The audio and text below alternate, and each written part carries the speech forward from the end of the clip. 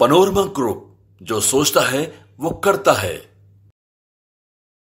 कल जब ये चर्चाएं हर आमो खास के जुबान पर थी कि मंत्रिमंडल का विस्तार होगा, और जब मुख्यमंत्री नीतीश कुमार से सर्टिफिकेट लेकर के वो विधान परिषद से बाहर निकल रहे थे, विधानसभा मंडल से, तो उनसे मीडिया ने पूछा था कि आखिर मंत्रिमंडल का विस्तार और सीट शेयरिंग का पेच कहाँ सुलझा है या फिर उलझ गया है, कब तक इसकी घोषणा की जाएगी। मुख्यमंत्री नीतीश कुमार ने मुस्कुराते हुए ये बात कहा कि बहुत जल्द हो जाएगा और आप लोगों को बता भी दिया जाएगा। लेकिन इस बीच में आपको बता दें कि अभी तक ये पेच सुलझा नहीं है। कई कारण बताए जा रहे हैं, हालांकि आज के मंत्रिमंडल विस्तार को लेकर के कि नहीं होने के कई कारण हैं, लेकिन इस बीच में आपको बता दें कि भाजपा एक को मनाती है तो दूसरा रूठ जाता है, और रूठने मनाने का ये कार्यक्रम लगातार चल रहा है। हमने आपको खबरों में बताया था कि किस तरह से रातों रात पशुपति कुमार पारस और उनकी पार्टी और उनकी टीम का एंगल बदल गया है। एक तरफ जहां ये कहा जा रहा है प्रिंस राज के द्वारा कि सब कुछ ठीक है और भाजपा में हैं, भाजपा के साथ हैं, एनडीए में रहेंगे, और सारी बातें कही जा रही हैं। उनके पार्टी के प्रवक्ता भी इस बात पर तैयार हैं, लेकिन पार्टी की तरफ से कुछ और बातें कही जा रही है, पार्टी के बाकी के सदस्य कुछ और कह रहे हैं। इस निश्चित और अनिश्चित के बीच में आपको बता दें कि आखिर हो क्या रहा है। कल भी आपने देखा कि पूरे दिन ये चर्चा चली कि मंत्रिमंडल का विस्तार हो रहा है। यहाँ तक कि आप देखिए कि लीडिंग अखबारों में भी ये बात छपी है कि कैबिनेट विस्तार आज, यानी कि आज के बारे में लिखा गया है 15 तारीख को कि मंत्रिमंडल का विस्तार होगा और मंत्रियों में कमोबेश चेहरे भी फाइनल हो गए हैं। लेकिन हम आपको बताते हैं कि अभी तक ये मामला सुलझा नहीं है। भले ही जदयू में नीतीश कुमार की अकेले की चलती हो, लेकिन भारतीय जनता पार्टी के साथ अगर सिर्फ भारतीय जनता पार्टी के लिए फैसला लेना होता तो ये फैसला कब का हो गया रहता। लेकिन भारतीय जनता पार्टी को बाकी के 5 दलों को भी लेकर के चलना है, और किसी भी हाल में भारतीय जनता पार्टी 2024 के चुनाव से पहले किसी भी तरह का कोई झमेला नहीं चाहती है। आपको बता दें कि इस पूरी कहानी का एक सबसे बड़ा जो प्लॉट है वो ये है कि इस कहानी में एक बड़ा ट्विस्ट है। ट्विस्ट ये है कि मंत्रिमंडल को लेकर के जिस तरह की चर्चाएं चल रही है उसमें कई लोगों को शामिल करने की बात चल रही है। तो वहीं आपको बता दें कि मंत्रिमंडल को लेकर के एक बार फिर से जीतन राम मांझी ने भी पेंच फंसा दिया है।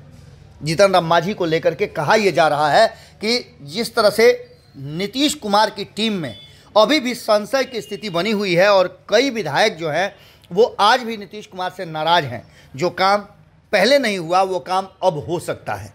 ऐसी स्थिति में आप समझ सकते हैं कि परिस्थितियां क्या होंगी। जीतन राम मांझी ने जब ये बातें रखी और कहा कि उन्हें मंत्रिमंडल में हिस्सेदारी और चाहिए, तो सारा मामला भीतर ही भीतर, हालांकि ये ऑफिशियल नहीं अनऑफिशियल है, और जो सूत्र बता रहे हैं उसके अनुसार रालोजपा के साथ जो कुछ भी चर्चा चल रही हो, जिस तरह से ये कहा जा रहा हो कि उनके एकमात्र एमएलसी होने के साथ अब जो वर्तमान परिस्थिति बन रही है कि उसमें प्रिंस राज को मंत्रिमंडल में जगह दिया जा रहा है, तो ऐसी स्थिति में आप समझ सकते हैं हिंदुस्तानी अवाम पार्टी के लिए भी ये एक मौका की तरह होगा।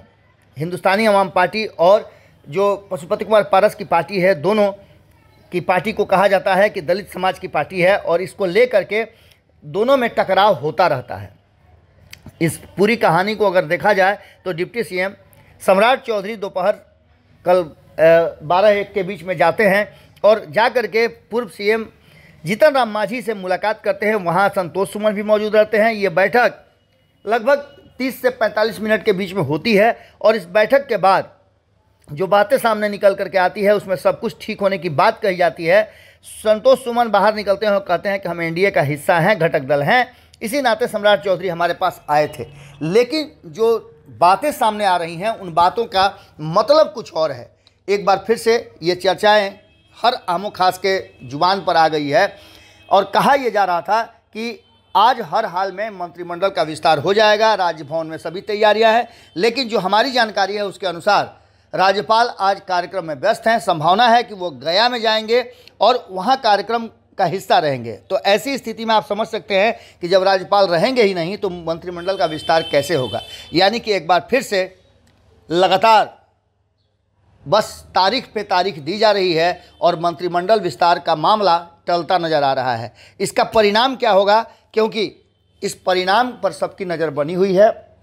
कहीं ऐसा तो नहीं कि ये मामला इसी तरह से उलझता जाएगा और नीतीश कुमार कोई बड़ा फैसला एक बार फिर से ले ले। क्या होगा ये तो आने वाला वक्त बताएगा, लेकिन आपको हम बता देते हैं कि मंत्रिमंडल विस्तार का जो आज तारीख तय किया जा रहा था, कहा यह जा रहा था, कयास लगाए जा रहे थे, दावा किया जा रहा था कि आज मंत्रिमंडल का विस्तार होगा, उस पर विराम लग गया है। जुड़े रहिए भारत लाइव के साथ, अगली खबर में जल्दी ही मुलाकात होगी। पनोरमा ग्रुप, जो सोचता है वो करता है। अगर ये वीडियो पसंद आई और वह बिहार के राजनीति और बिहारियत से सरोकार रखेनी तो सब्सक्राइब बटन दबा के चैनल के सब्सक्राइब कर ली। ओजे एगो घंटी बा, ओकरा बटन दबा देला से कुल सटीक और मारक खबर रुआ मुफ्त में मिल जाई। अगर रुआ पत्रकारिता के हमनी के नया प्रयोग में सहयोग कर चाहतानी तो ज्वाइन बटन दबा दी। पेटीएम नंबर नोट कर ली 9386816700। धन्यवाद।